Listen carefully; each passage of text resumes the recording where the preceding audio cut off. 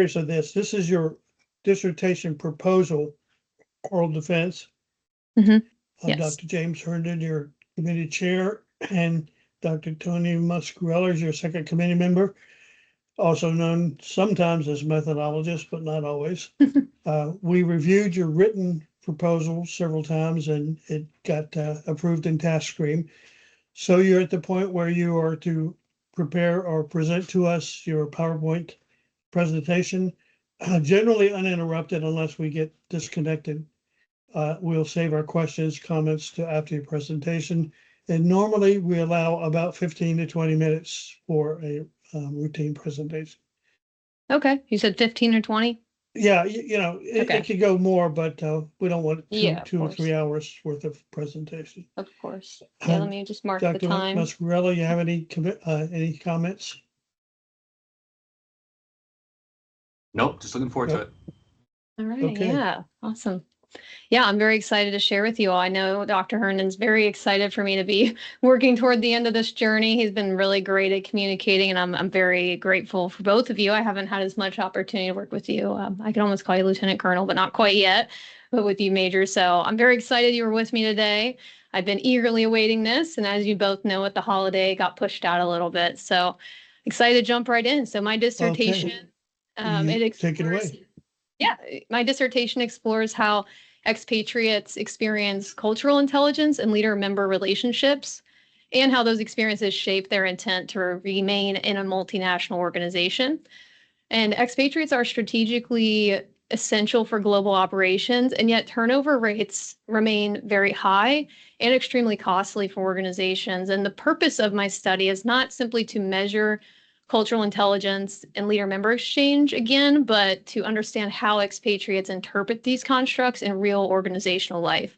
So I'm using a phenomenological, practice that word there, approach, and it allows me to surface the nuance, emotion, and meaning, which surveys cannot usually capture as easily.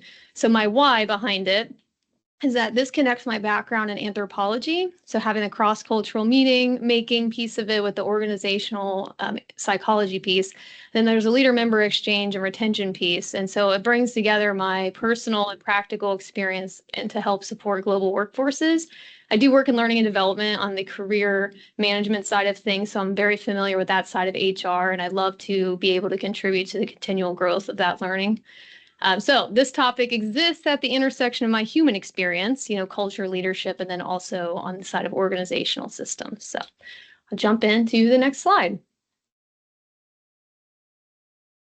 All right, so expatriates, they remain essential to multinational corporations because they transfer knowledge, they manage cross-border teams, and they sustain global strategy. And despite this strategic importance, expatriates commonly face cultural misalignment, identity dissonance, role ambiguity, and relational strain with their supervisors. And so expatriate turnover rates exceed domestic turnover, and with failed assignments costing between hundreds of thousands to over $1 million in some cases, according to global HR literature. But research strongly links two constructs to expatriate success. The first one is cultural intelligence, which is CQ, to make it easier for us here. Which is the capability to function effectively across cultures. And there's leader-member exchange, which is LMX here as well. And that's the quality of the relationship between a leader and their follower. And so, however, the existing body of research is overwhelmingly quantitative, which means that we know that CQ and LMX matter, but not really how expatriates experience these. And so this is really the essential gap I uncovered, is that current studies do not capture expatriates' personal narratives or emotional experiences or meaning-making processes. So CQ and LMX have traditionally been viewed, and I'm going to move this just a moment, have been viewed as measurable constructs, leading scholars to treat them as variables for prediction. And what that means, to go on a little bit more here, qualitative exploration is also rare in expatriate research due to the access challenges of methodological preferences in global management research. Understandably, it is costly and challenging to do that for an organization.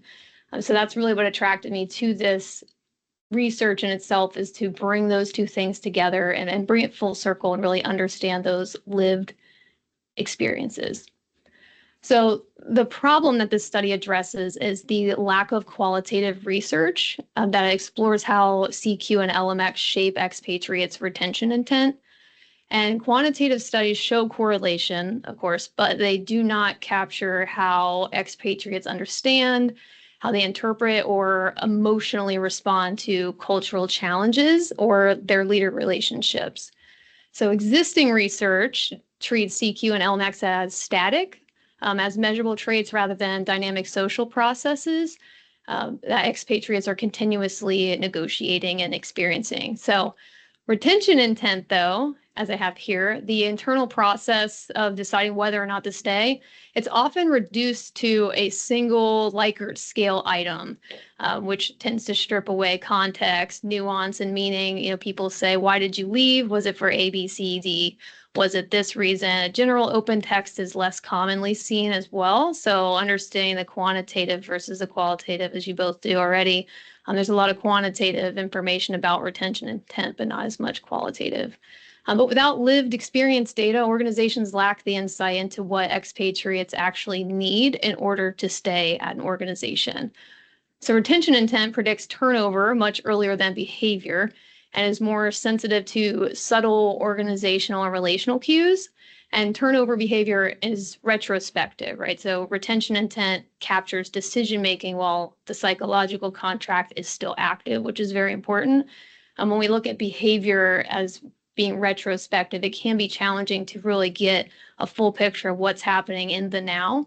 So having that activity with the psychological contract still being very much so in effect, and during that relationship, we can capture more of that decision-making process along the way.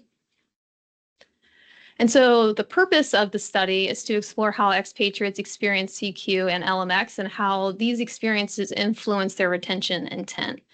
So this exploration is grounded in phenomenology, which centers the essence and meaning of experience, and it aims to understand how expatriates interpret their leaders' actions within cultural contexts. It also focuses on exploring how cultural competence and relational quality interact, uncover what drives expatriates to remain with or leave an organization.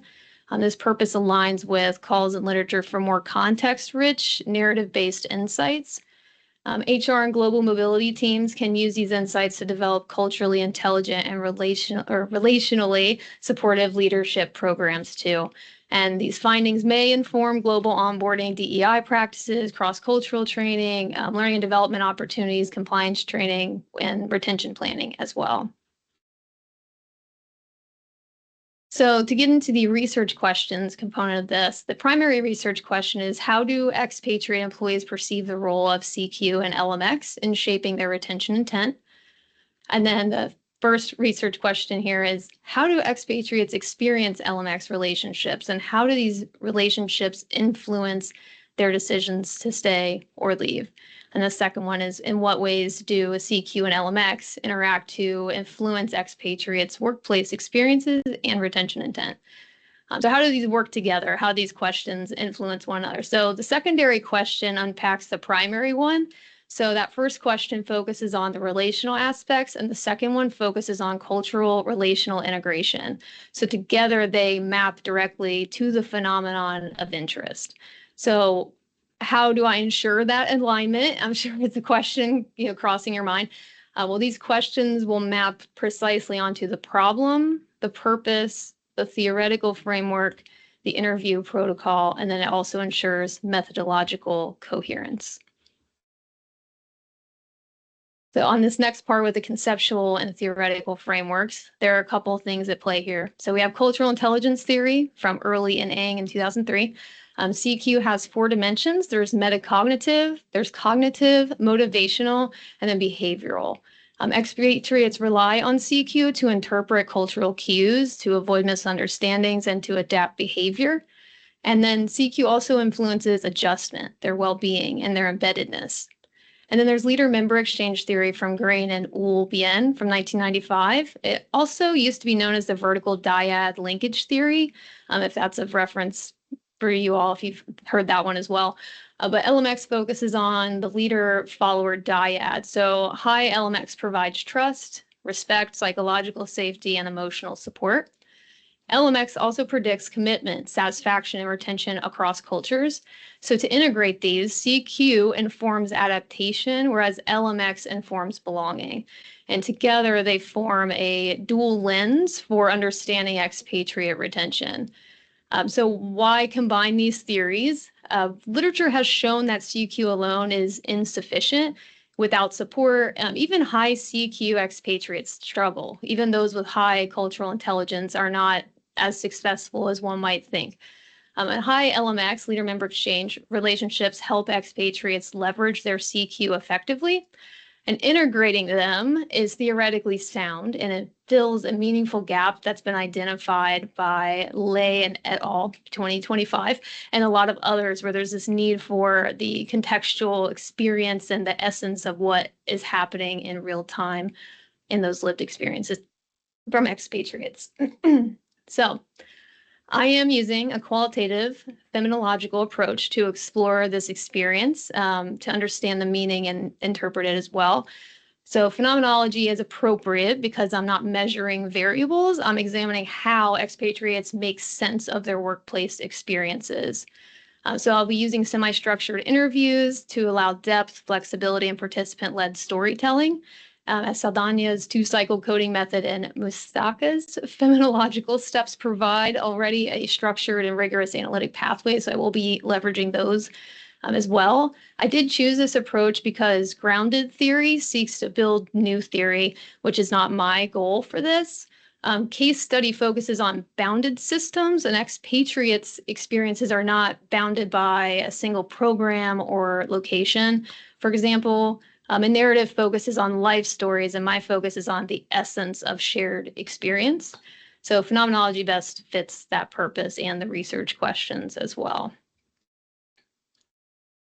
So looking at the participants and the sample size. So sample size will include 12 to 15 expatriates employed in multinational organizations. So to get more specific for the inclusion criteria, and this would be at least 1 year in their host country, experience interacting with the supervisor in the host country, English proficiency for interview clarity, and then for the sampling approach, it would be propulsive and snowball sampling, just because the importance of locating additional participants. I felt snowball made the most sense, especially with social media and the ability to find people globally. So justification for this is the phenomenological studies, they reach saturation between 10 to 15 participants, being determined when no new themes emerge, of course. And I do acknowledge that English only is a limitation in transferability, and that English, though, ensures depth and nuance in interview data, which is critical for phenomenological interpretation. When it comes to data collection, this would consist of 45 to 60 minute semi-structured interviews via secure virtual platform. All interviews will be audio recorded and professionally transcribed. I'll use reflexive journaling and field notes to bracket different assumptions and maintain awareness of researcher influence. And then the interview guide is directly mapped to research questions, theoretical constructs, and phenomenological inquiry structure as well. So to avoid leading participants, the questions are open-ended, they're exploratory and neutral. The probes are experimental, not conceptual. So for example, like tell me a time when, rather than do you think CQ influenced, and so on. So this also helps with being able to understand how they perceive these experiences as opposed to how they interpret or define them. So for the data analysis plan, there's a lot here on the slides. I'll do my best to talk to it the way I need to. So I would leverage Misaka's phenomenological method with the 2 cycles here. We have horizontalization to treat each statement as equal, which is very important, of course. We wanted them to be equally valuable and identify those significant statements. Reduction and clustering to form meaning units, textual descriptions of what was experienced, structural descriptions of how it was experienced, and then composite essence, which is like that shared nature of the phenomenon itself. And then, of course, that second cycle of pattern coding from Saldana for 2-cycle coding, so descriptive to pattern. And then that would identify the core themes. And so the goal is to discover the essence of how CQ and LMX shape retention intent through lived experience. So to ensure reliability and qualitative coding, I would be leveraging audit trail, reflexive memos or reflexive journaling, iterative coding, peer debriefing. And then I also made a note of thick description because there is an anthropological component of this, and using thick description helps add layers of significance and explains the context of the behavior for those who may need to see beyond the surface of what's being said. So that's the general data analysis plan. And then moving on to the social change implications here. This study advances culturally responsive leadership and helps global organizations better support expatriates. Results may guide HR teams in developing interventions that support well-being, cultural adaptation, and belonging. Trust-based, culturally intelligent leadership also helps reduce turnover costs and strengthens cross-cultural relationships. And then the study supports Walden's individual mission by promoting equity, psychological safety, and inclusive leadership in global workplaces. So when it comes to stakeholder communication, of course, I want to move on here. 1 second, my screen froze. So if I work with a host organization, I do want to provide non-identifying updates at designated milestones. All participants and organizations will remain masked unless formal permission is granted. And then this also protects confidentiality, ensures compliance with different policies like IRB policies, for example. So just to kind of wrap this all up with a bow on top. So CQ, so Cultural Intelligence, and LMX, Leader Membership Exchange, they together provide a richer understanding of expatriate retention than either construct can do alone. And this study fills a meaningful qualitative gap and supports both theory and practice. I do look forward to discussing the study further with you all and understanding and addressing your questions along the way. Try to get close to that 20-minute mark, but I'll pause there and ask if you all have questions, any concerns, anything. Of course, I have my acknowledgements for you all, and then the references that were included in these slides too. So That was one of the fastest proposal defenses I've ever heard. Not that you Oh, were that's a rushed, good but you, thing. you were very I thought focused, it very was. important. I Yeah. thought it was phenomenal. I thought, oh my gosh, there was no waste. It was. oh my gosh, It you went- guys. I thought it was good. I thought it was really I've good. felt